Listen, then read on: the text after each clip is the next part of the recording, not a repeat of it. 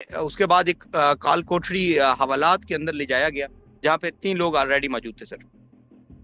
वो 3 लोग जो थे, मैंने जब देखा वो 3 लोग उल्टे सोए हुए थे। मैंने एक बंदे से मुखातिब हुआ मैं, और उन्होंने कहा कि जी आप हमसे बात ना करें, वो मारते हैं। और मुझे कैमरे का पहले नहीं पता था, मैंने देखा वो कैमरा डायरेक्ट जो है ना वो वॉशरूम को कवर कर रहा है, और पूरी जो वो हवालात थी उसको कवर कर रहा है। तो उसके एक कहता है मैं दहशतगर्द हूँ, और दूसरा मुझे कहता है कि मैं मंशियात फिरोश हूँ, और जो तीसरा था वो मुसलसल रो रहा था और वो कोई बात नहीं कर रहा था। मैंने पानी मांगा तो उन्होंने कहा पानी की वो जो नलका लगा हुआ है वॉशरूम में आप उससे पिए, पानी वही हमारे पास है, उसके अलावा कोई पानी पुनी नहीं है, वही पिए आप। और वहां पर एक रबड़ का गिलास था, साफ ज़ाहिर प्यास लगी, मैंने फिर मजबूरन मुझे वही पानी वॉशरूम वाला ही इस्तेमाल करना पड़ा, पीना भी पड़ा, और जो मैं वॉशरूम के लिए इस्तेमाल कर रहा था वही मुझे, जो मैंने के पिया। जितने दिन मैं वहां पर रहा, वहां पर रोने की आवाजें आती थी, चीखों की आवाजें आती थी, और मुझे सुनाई देती थी ये चीजें। और लोग रोते थे, जोर जोर से रोते थे, और लोग जो थे कुरान मजीद की तिलावत करते थे, और रोने की आवाजें आया करती थी उनकी। और रोने भी नहीं देते सर, जो अगर किसी का ज्यादा रोना निकलता था तो उसको भी मारते थे। मेरा कोई कसूर नहीं है, मुझे नहीं पता वो कौन थे। मैंने सिर्फ एक पोस्ट की है मरियम नवाज के खिलाफ, और मुझे आप यहाँ पर ले आए हैं, और मेरा कोई कसूर नहीं है। और अगर मरियम नवाज को बुरा लगे तो मैं उससे माफी मांगता हूँ, मेरे पे तशद्दुद ना किया जाए और मुझे रिलीज किया जाए, मेरे घर वाले इंतजार कर रहे होंगे। ये मैंने अपने कानून से ये चीज सुनी। और एक खातून का नाम लिया गया जिसका तरीक इंसाफ के साथ ताल्लुक है, सियासतदान है। 3 दफा उसका जिक्र किया गया कि उससे आपका क्या ताल्लुक है। मुझे उन्होंने कहा कि जी आपने जाके बाहर कोई बात नहीं करनी, कौमी सलामती का मसला है ये। मुझे वो कहता है कि आप बहुत खतरनाक जगह से वापस आ रहे हैं, और वहां से लोग बहुत कम वापस आते हैं। आप जाकर जो है वो सदका दें, और अल्लाह का शुक्र अदा करें, और नमाज पढ़ें। असल बात है वो मैं रखूंगा, मरियम नवाज की वजह से वहां लोगों को उठाया गया, वहां पे लोग रोते थे, और वो कहते थे कि हम पोस्ट नहीं करेंगे। और एक बंदे को मैंने सुना है कि उन्होंने कहा जी दोबारा आप मरियम के खिलाफ पोस्ट करोगे, ये आवाज मैंने सुनी। उन्होंने कहा जी सर मैं नहीं करूंगा। सॉफ्टवेयर अपडेट की आपने बात की, सॉफ्टवेयर अपडेट किसी का बाप नहीं कर सकता सर। हम बलोच हैं, हम दोस्ती और दुश्मनी दोनों को कब्र तक निभाते हैं, और इंशाल्लाह मैं अपना काम जो था वो करता रहूंगा। बलोच की हिस्ट्री को शायद नहीं पता मरियम नवाज साहबा, उज़मा बुखारी साहबा को, कि बलोच जो लोग होते हैं वो अपनी, अगर उनको हिस्ट्री पता चल जाए तो उसको अंदाजा हो जाएगा कि मेरे साथ ये भी कर लें और भी कुछ कर लें, तो मैं फिर भी अपनी बात से पीछे नहीं हटूंगा। वेलकम जी। सियासत डॉट पीके से मैं हूं कार बगा, मेरे साथ मौजूद है जहीम लगारी।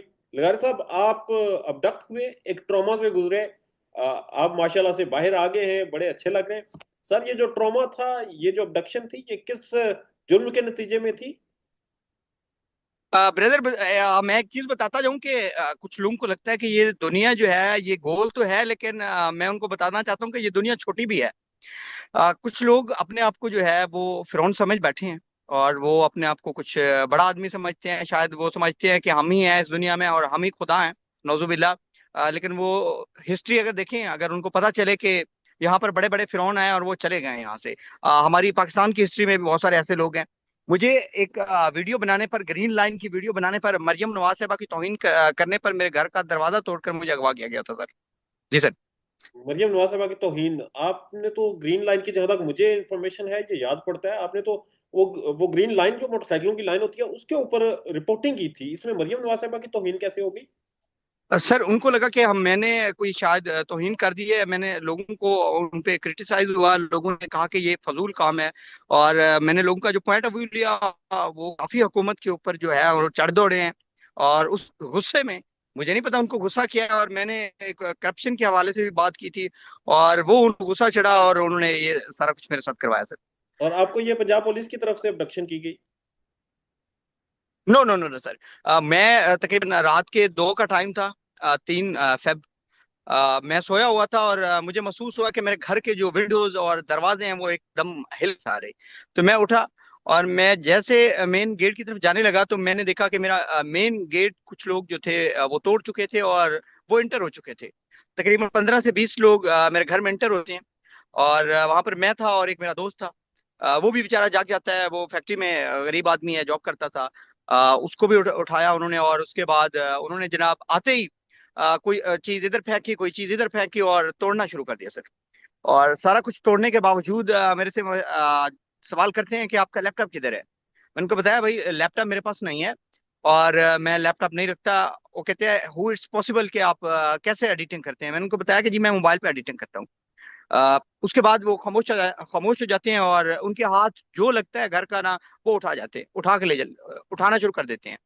अब मैं हैरान हूं कि मैंने उनको रोका कि यार ये मेरे घर की चीजें हैं, ये क्यों आप लोग उठा रहे हैं।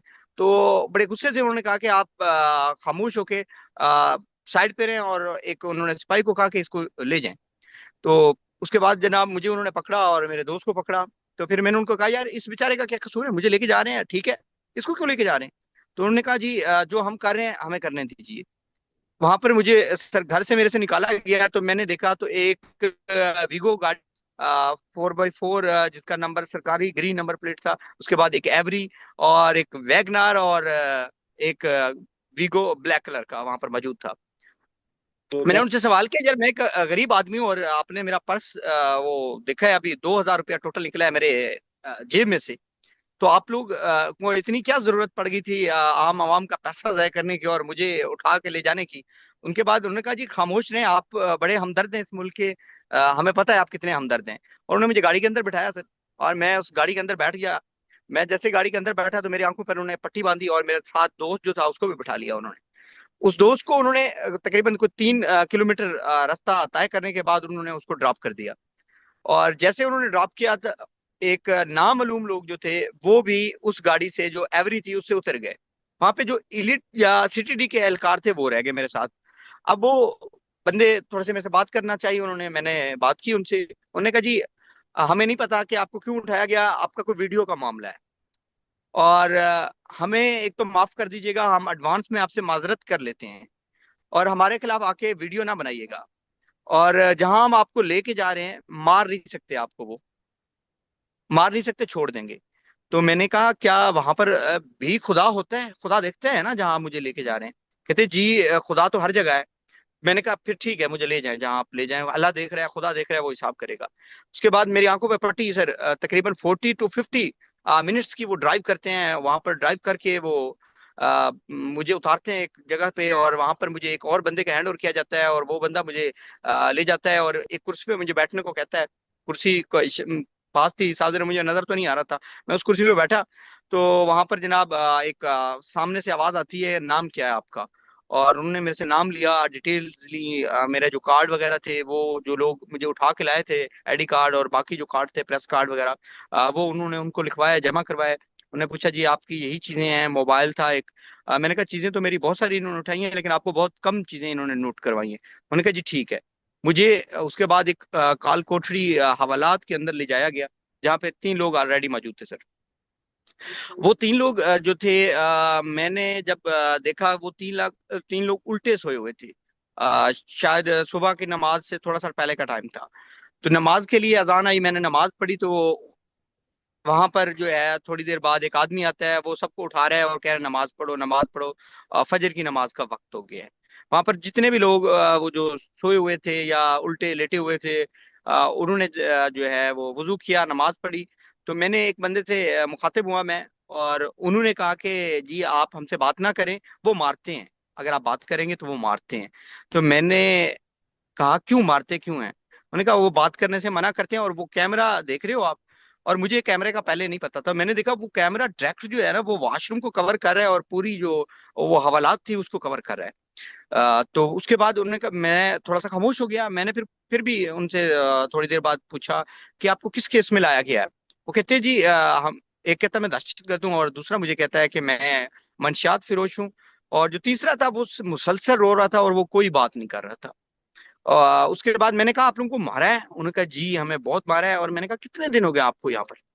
वो कहते हैं कि मुझे तकरीबन अनलिमिटेड दिन हो गए हैं, और मुझे याद भी नहीं मुझे कब लाया है और कितने दिन हो गए हैं, और अनगिनत हो गए हैं, हमें नहीं पता हमें कितने दिन हो गए यहाँ पर लाया गया है। तो मैंने कहा कहीं किसी अदालत में आप लोगों को पेश किया गया। उन्होंने कहा जी नहीं, किसी अदालत में, हम शुरू दिन से यहीं पर हैं और यहीं पर मौजूद हैं। 10 बजे का टाइम हुआ सर, तकरीबन 10 बजे के बाद एक खाना देने के लिए बंदे आया, और उसने 2 रोटियां दी और सालन दिया मुझे। वहां पर जो सालन था मैंने खाया थोड़ा बहुत, कहाँ पहला दिन था और क्या टेंशन बंदे को, क्या खाना खाना इंसान ने। तो उसके बाद 2 बजे के करीब एक बंदा आता है मेरे पास, और वो बंदा अपना मोबाइल ऐसे करता है और मुझे कहता है ये वीडियो आपकी है। वो वीडियो थी ग्रीन लाइन वाली। मैंने कहा जी मेरी वीडियो है। कहते आपने बनाई है? मैंने कहा जी मैंने बनाई है। आपका कैमरामैन कौन था? मैंने कहा मैंने कैमरामैन किसी दोस्त से रिक्वेस्ट की थी, मेरा कैमरामैन मेरे साथ उस टाइम नहीं था जब मैंने ये वीडियो बनाई। तो कहते ठीक है, और वो बंदा चला गया। 15 मिनट बाद एक और बंदा आता है। अब मुझे मेरे आंखों पे कपड़ा डाला जाता है और मुझे वहां से निकाला जाता है और मुझे एक अलहदा हवालात के अंदर दोबारा बंद कर दिया जाता है। और मैंने वो जो हवालात थी बहुत छोटी थी, उसमें शायद एक बंदे से ज्यादा आदमी नहीं आ सकते थे, ना लेट सकते थे और ना एडजस्ट हो सकते थे। वहां पे वॉशरूम एक छोटा सा उन्होंने बनाया हुआ था जैसे जेलों में होता है। वहां पर भी मैंने देखा तो कैमरा फिट है। अब वहां पे मैंने पानी मांगा तो उन्होंने कहा पानी की वो जो नलका लगा हुआ है वॉशरूम में आप उससे पिए। पानी वही हमारे पास है, उसके अलावा कोई पानी पुनी नहीं है, वही पिए आप। और वहां पर एक रबड़ का गिलास था, साफ ज़ाहिर प्यास लगी, मैंने फिर मजबूरन मुझे वही पानी वॉशरूम वाला ही इस्तेमाल करना पड़ा, पीना भी पड़ा। और जो मैं वॉशरूम के लिए इस्तेमाल कर रहा था वही मुझे जो मैंने के पिया। उसके बाद सर एक दिन गुजर गया, 2 दिन गुजर गए, 3 दिन गुजर गए, तीसरे दिन तक भी मुझे नहीं बुलाया गया कि मुझे किस लिए रखा गया, मुझे क्यों रखा गया। मैंने उनसे पूछा जनाब जो खाना देने आते थे, मैंने कहा यार मुझे कोई किसी अफिसर से मिलवाएं, मुझे मेरी बात करवाएं, मुझे कि मुझे क्यों यहाँ पर आप लोगों ने आके बंद कर दिया, मेरा गुनाह बताएं, मेरा जुर्म बताएं, मुझे जस्टिफाई करने का मौका दें, मुझे एक पिक्चर आप दिखा के चले गए वीडियो की ये है, और उसके अलावा मुझे आपने बंद कर दिया और कोई मुझे जस्टिफाई करने का मौका नहीं मिला।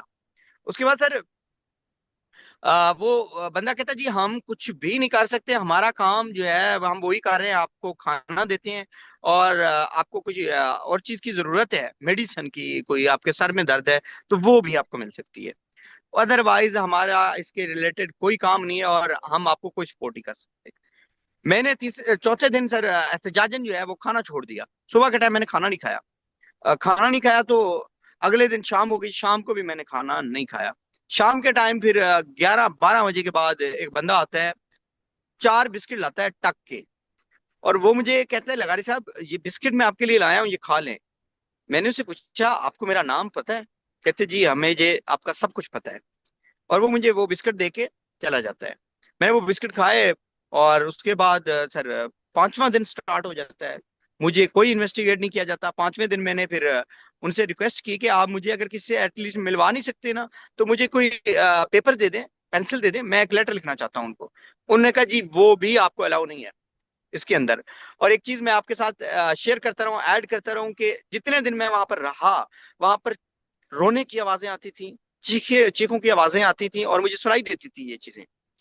और लोग रोते थे, जोर जोर से रोते थे, और लोग जो थे कुरान पर मजीद की तिलावत करते थे और रोने की आवाजें आया करती थी उनकी। और रोने भी नहीं देते सर, जो अगर किसी का ज्यादा रोना निकलता था तो उसको भी मारते थे कि रोना नहीं है आपने।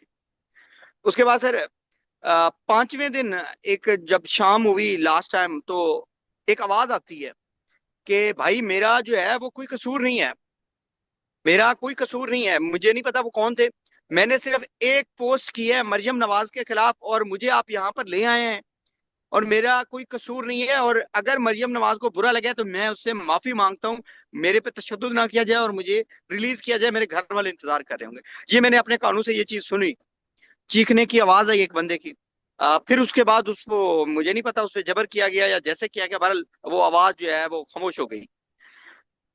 एक और जो मुझे बंदा खाना देने आता था तो मैंने उसे कहा यार मैं कहाँ पे रहूं। उसने कहा मुझे इतना पता है जहां पर भी आप हैं ये वीडियो वाला मामला नहीं हो सकता आपका कि आपको किसी वीडियो की वजह से लाया गया हो, ये आप किसी ऐसे। मैंने कहा मुझे एक ऐसे आवाज आई थी, तो उसने मुझे कहा हाँ मरियम नवाज के खिलाफ जो कुछ लोगों ने पोस्ट की थी उस रिलेटेड और भी लोग आपके अलावा भी यहाँ पर कैद हैं और वो यहाँ पर मौजूद हैं। उन्होंने मुझे कहा कि कुछ लोगों को जो है 2 दिन यहाँ रख के छोड़ा गया है, कुछ को 3 दिन रख के छोड़ा गया है। अब आपका क्या हुक्म है ये हम नहीं जानते, ना ही हमारी एक्सेस है कि हम उनसे बात कर सकें कि आप बेगुनाह हैं। छठा दिन हो जाता है सर, छठे दिन भी यही मामला चलता रहता है। छठे दिन मैं एक और बंदे को कहता हूँ मुझे कॉपी पेंसिल ला दिया जाए, और मैं जो कॉपी पेंसिल है वो लिखना चाहता हूँ, मैं कुछ लेटर मुझे लिखने का मेरा हक है, कम से कम मेरा लेटर देते हैं, अगर मेरे लिए रिक्वेस्ट नहीं कर सकते आप तो। उन्होंने कहा जी नहीं अलाउ। लेकिन संडे वाले दिन जो है मुझे एक पेपर और एक पेंसिल दे दिया गया और मुझे कहा, उन्होंने कहा जी लिखें आप जो लिखना चाहते हैं। मैंने कहा ठीक है। वो मुझे दे के चले गए सर, मैंने वहां पर लिखा, एक लेटर लिखा मुझे नहीं पता, मैंने लिखा कि मैं कहाँ कह दूं, और कौन इस ऑफिस को लीड कर रहा है मुझे कुछ नहीं पता। लेकिन मैं एक साफी हूँ, और मुझे एक सियासतदान के ऊपर जो है तनकीद करने पर, एक ग्रीन लाइन की वीडियो और करप्शन पे नकाब करने पर मुझे उठाया गया है। मुझे, अगर आप लोगों को लगता है, किसी इदारे को लगता है तो मैंने गलत किया है या मेरे पास एविडेंस नहीं है, तो वो मेरे पर मुकदमा दर्ज करें, कोर्ट में मुझे पेश करें। मैं एविडेंसेस भी दूंगा और मैं सारा कुछ करूंगा। लिहाजा मुझे सुना जाए और मुझे सुनने का मौका दिया जाए। उन्हें जनाब पेपर जो मैंने लिख लिया, लेटर लिख लिया मैंने, तो मैंने, खाना देने वाला बंदा एक आया शाम को, तो मैंने उनको पकड़ाने की कोशिश की। उसने कहा जी मैं नहीं लूंगा, जिस बंदे ने आपको ये दिया है वही आपसे लेगा। ठीक है। अगला दिन हो गया मंडे का, जिस दिन मुझे ये रिलीज करते हैं। मंडे वाले दिन मुझे 11 बजे एक बंदा आता है। 11 बजे मुझे कहता है खड़े हो जाओ। मैं खड़ा हुआ हूँ, और मेरी आंखों पर जो है वो कपड़ा डाला जाता है, मुझे हथकड़ी लगाई जाती है। मुझे हथकड़ी लगाकर मुझे 5 मिनट जो है वो पैदल चलाया जाता है। पैदल चला के मुझे एक कुर्सी पर बैठने को कहा जाता है। मैं जब कुर्सी पर बैठता हूँ तो एक आदमी के सामने से आवाज आती है कि इनका जो है मास्क उतार दें। फिर दूसरा आदमी कहता है जी मास्क नहीं उतारना इनका। मेरा मास्क नहीं उतारा गया वहां पर उनके कहने पर। और वो बंदा मुझे कहता है कि आप क्यों आए हैं यहाँ पर। मैंने कहा यही सवाल तो मैं पूछना चाहता हूँ कि मैं क्यों आया हूँ यहाँ पर, मुझे किस लिए लाया गया है। ये सवाल तो मैंने आपसे पूछना है, आप मेरे से पूछ रहे हैं। वो कहते हैं जी आपको नहीं पता। मैंने कहा जी मुझे नहीं पता। उन्होंने कहा आपने कोई वीडियो बनाई है। मैंने कहा कौन सी वीडियो। उन्हें मुझे ग्रीन लाइन वाली। मैंने कहा जी मैंने बनाई है और मैं इस पर स्टैंड कर रहा हूँ कि मैंने बनाई है, लेकिन मुझे बताया जाए इसमें गलत क्या है। उन्होंने कहा जी गलत कुछ भी नहीं है इसके अंदर, और सारी दुनिया इस पर तनकीद कर रही है इस ग्रीन लाइन पर। तो फिर मैंने कहा मुझे क्यों उठाया गया। उन्होंने कहा मैं जानता हूँ आप बेगुनाह हैं। उनके अल्फाज थे ये, जो बंदा मुझे इन्वेस्टिगेट कर रहा था उसके अल्फाज थे आप बेगुनाह हैं। मैंने कहा सर ये बात आप पहले दिन भी मुझे कह सकते थे, मुझे 8 दिन आपने क्यों रखा यहाँ पर। जब मैंने ये बात की तो उन्होंने कहा जी हमारी मजबूरियां होती हैं, और हमें ऊपर से हुक्म था, इसलिए माजरत मैं कुछ भी नहीं कर सकता था। आज भी आपको छोड़ने का कोई हुक्म नहीं था। मैंने रिक्वेस्ट की है कि बंदा जो है ये बेगुनाह है, आपकी कुछ मजीद दिन रखने का जो है वो हुक्म था हमें, लेकिन फिर भी मैं आपको इन्वेस्टिगेट कर रहा हूँ, आपको सुन रहा हूँ। फिर उसके बाद सर उन्होंने मेरी पूरी डिटेल ली। फैमिली क्या करती है, फुप्पो क्या करती है, चाचे क्या करते हैं, मामे क्या करते हैं, उनके बच्चे क्या करते हैं। और मेरे से जब पासवर्ड पूछा गया मैंने कहा मुझे याद नहीं है। और एक खातून का नाम लिया गया जिसका तरीके इंसाफ के साथ ताल्लुक है, सियासतदान है। 3 दफा उसका जिक्र किया गया कि उससे आपका क्या ताल्लुक है। मैंने कहा वो एक सियासतदान है, मैं एक जर्नलिस्ट हूँ। मेरा सिर्फ इतना ताल्लुक है कि मुझे अगर कभी उनका इंटरव्यू करना होता है या कोई वो खबर देनी होती है, तो या वो कोई एहतजाज करना होता है तो मैं कवर करता हूँ, उसके अलावा मेरा उनसे कोई ताल्लुक नहीं है। तो मुझे कहा जाता है आप कुछ छुपा रहे हैं। मैंने कहा मैं ऐसा कोई चीज नहीं है जो आपसे छुपा रहा हूँ, मैं हकीकत बता रहा हूँ। कहता है ऐसा नहीं हो सकता जैसा आप बता रहे हैं। मैंने कहा फिर ये आप पे ट्रस्ट है, आप मेरे पे ट्रस्ट कर सकते हैं, यानी आपने जो पूछा है मैंने आपको बता दिया है। उसके बाद मुझे कहा जाता है कि सॉरी मुझे नहीं कहा जाता, जो साथ में लड़का खड़ा था जो मुझे लाया था उसको कहा जाता है ये अकेला बंद था या इसके साथ भी कोई और था। उन्होंने कहा जी पहले दिन जो था थोड़ी देर के लिए इसको 2 3 लोगों के साथ रखा था, बाद में इसको अकेला कर दिया था। उन्होंने कहा जी ये बाहर जाएगा तो ये बताएगा लोगों को कौन कौन लोग थे, कैसे कैसे लोग थे। तो आप लोगों ने इसको पहले दिन ही अलहदा रखना था, क्यों रखा है इकट्ठे किसी और के। मुझे उन्होंने कहा कि जी आपने जाके बाहर कोई बात नहीं करनी, कौमी सलामती का मसला है ये। मैंने कहा यार कौमी सलामती का मसला ये नहीं है कि आप एक शरीफ आदमी को एक खबर देने पर आप उठा के ले आए। मेरे घर वालों पे क्या गुजरती होगी, मुझे अब से बिजा में रखा, अंधेरे में रखा गया, तो उस पे नहीं हुई होगी। उनने आखिर में माजरत की सर मेरे से, और उन्होंने मुझे कहा कि उसके अल्फाज थे कि भाई हमें ऊपर से हुक्म था, आप बेगुनाह हैं। मैंने कहा ठीक है सर, मैंने आपको बता दिया कि मेरा जो मामला था ये था, और अब आपने मुझे बेगुनाह रखा है तो अल्लाह जाने और आप जाने, मैंने आपको माफ किया है। उसके बाद मुझे दोबारा मेरी आंखों पर पट्टी बांधी जाती है। मेरे से बदतमीजी किसी ने नहीं की, शुरू से लेकर आखिर तक मुझे धक्का भी किसी ने नहीं दिया। ठीक है। मेरे से आराम से बात होती रही, मैंने जो पूछता रहा, बस वो ये कहते थे कि हमारा काम नहीं है, लेकिन बदतमीजी नहीं की किसी ने। उसके बाद सर मुझे दोबारा हवालात में बंद कर दिया जाता है। उससे पहले मुझे एक बंदे ने जो खाना देने आता था, उसने मुझे कहा था कि जिस दिन इन्वेस्टिगेट करेंगे आपको छोड़ देंगे। और उसने मुझे बताया था कि जो 2 लोग ऑलरेडी जो इन्होंने मरियम नवाज के खिलाफ पोस्ट की थी वो भी रिलीज होके चले गए, अकेले आप रह गए। तो मैंने कहा यार यहाँ पर मरियम नवाज के खिलाफ पोस्ट करने पर लोगों को अगवा किया जा रहा है। उन्हें कहा जी बिल्कुल अगवा किया जा रहा है। उन्होंने कहा जी मैं पढ़ा लिखा आदमी हूँ, मैंने एलएलबी की हुई है, लेकिन माजरत मैं आपके लिए कुछ कर नहीं सका, और हमारी मजबूरियां थी।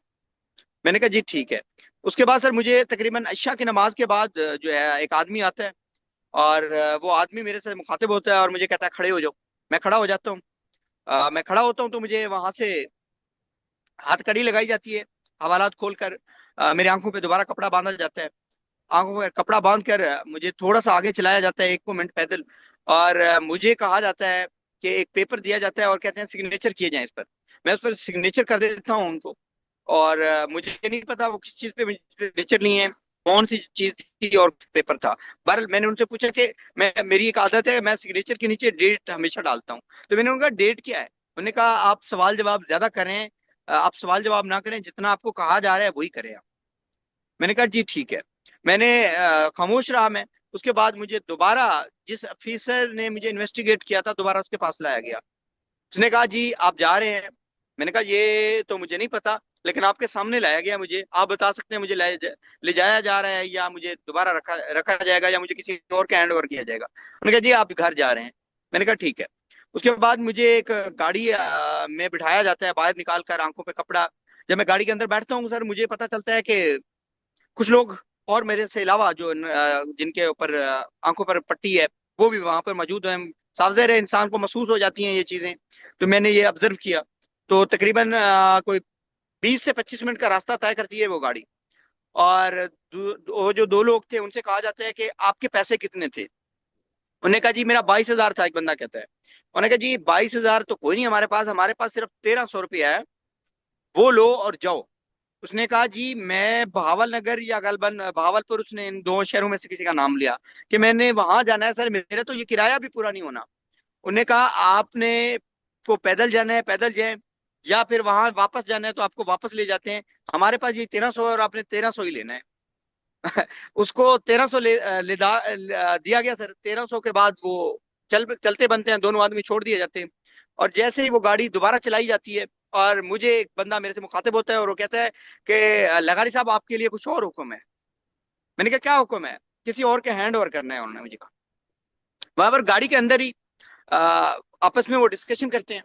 डिस्कशन करने के बाद वो कहते हैं कि वो फोन नंबर आ गया आपके पास, उन्होंने भेज दिया। उन्होंने कहा जी फोन नंबर मेरे पास आ गया। उनका उनको कॉल करें और उनको कहें कि 11:30 बजे के करीब हम फलां जगह पे होंगे, आपको लोकेशन भेजेंगे, आपने उस लोकेशन के ऊपर आ जाना है।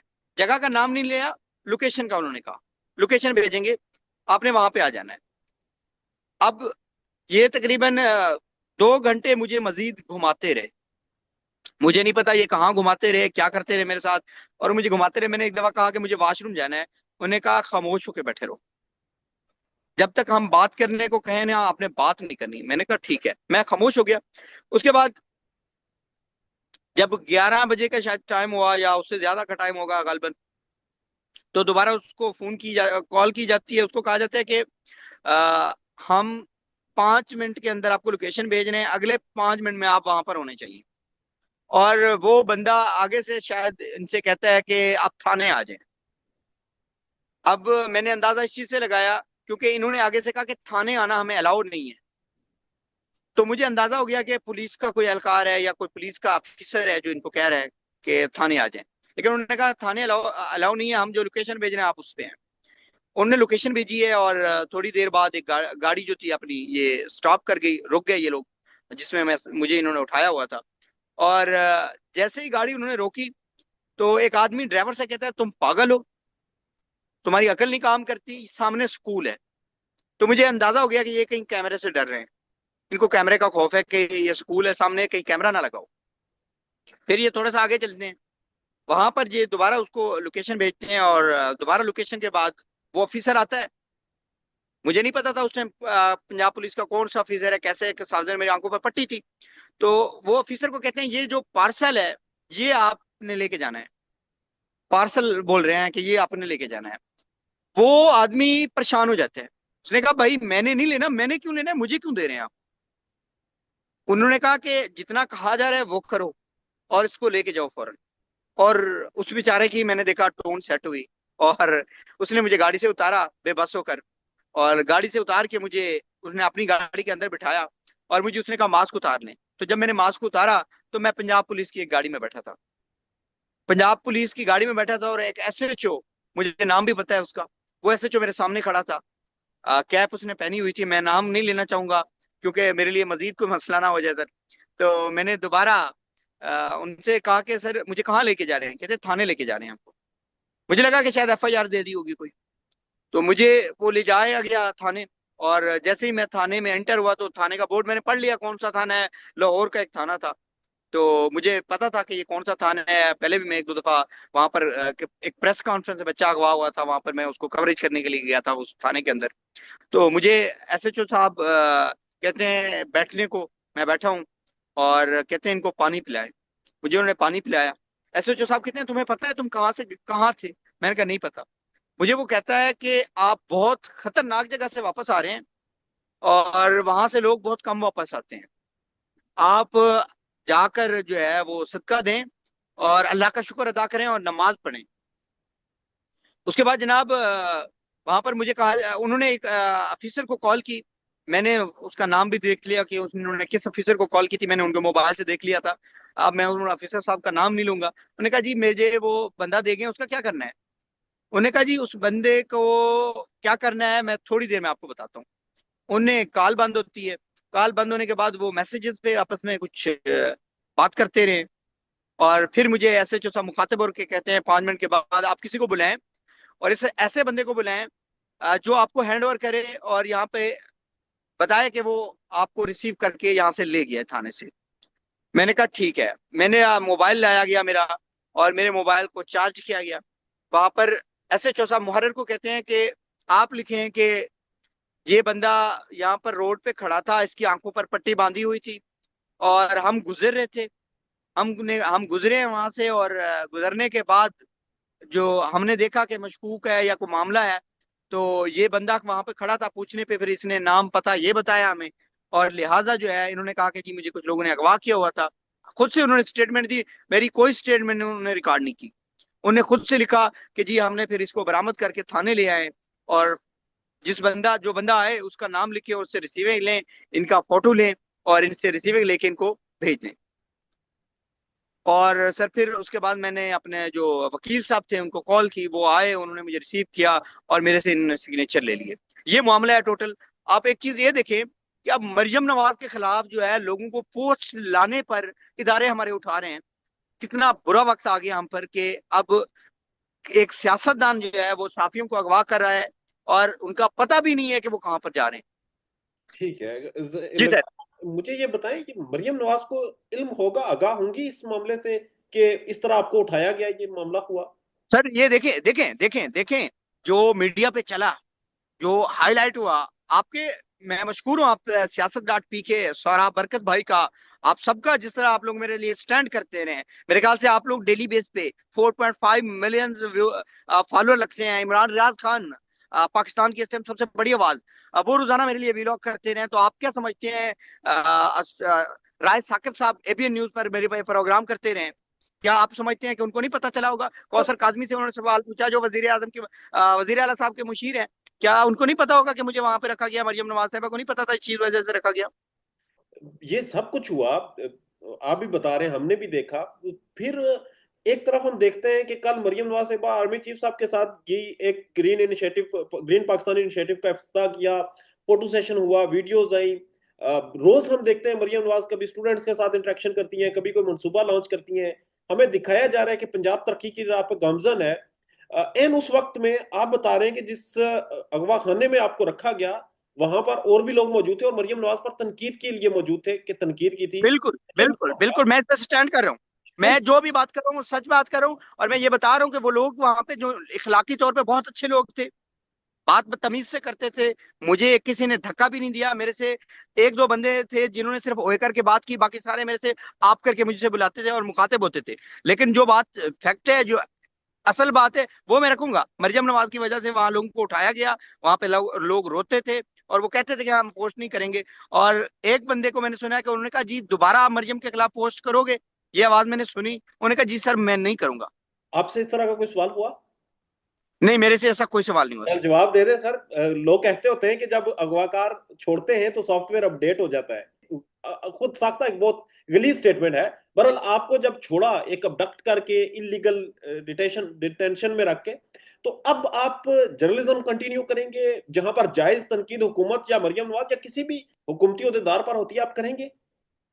सर देखें, इमरान रियाज को उठाया गया। इमरान रियाज के साथ क्या हुआ? शाकिर रवान, आगा शेख सरवर और कितने लोग हमारे सहाफी उठाए गए हैं, जमील फरूकी, सदीक जान। कोई भी आदमी अपने मौकफ से पीछे नहीं हटा।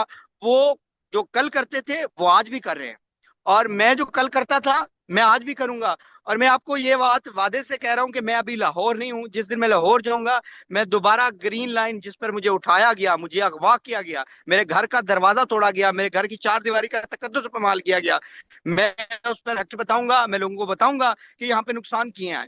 मैं आपको बताता चलूं, अब तक 13 एक्सीडेंट हो चुके हैं। उस वो दीवार सी जो इन्होंने बनाई हुई है वहां पर ग्रीन लाइन पर, उस पर 13 एक्सीडेंट हो चुके हैं। उनका जिम्मेदार कौन है?